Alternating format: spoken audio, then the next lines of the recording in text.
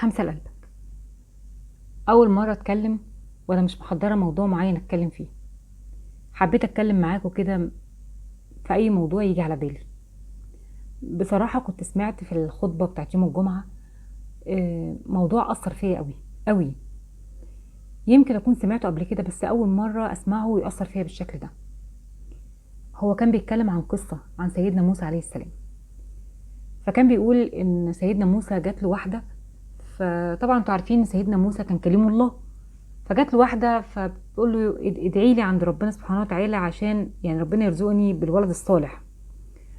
فسيدنا موسى راح لربنا سبحانه وتعالى وبيدعي للست ديت فقال له ان هي ربنا يا رب ارزقها بالولد الصالح. فقال له يعني هي كتب عليها ان هي تكون عقيم.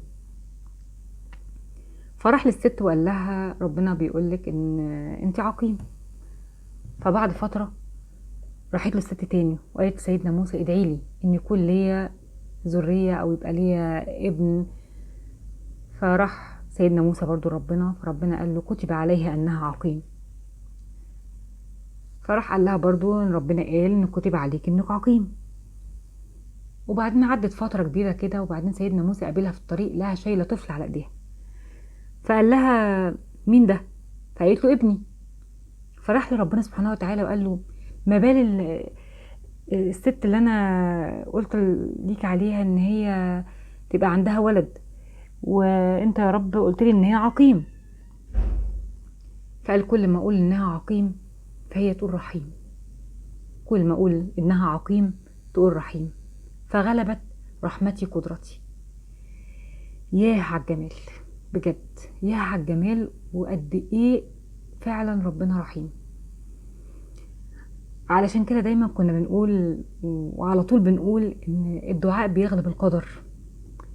هي قالت ان ربنا رحيم وحست وايقنت وصدقت ان هو رحيم وهيرحم بيها وهيرزقها. فربنا رزقها.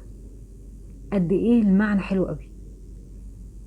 لو كل واحد فينا فكر للحظة ان كل حاجة بيتمناها لو صدق بس ان ربنا قادر ان هو يحققها له هتتحقق.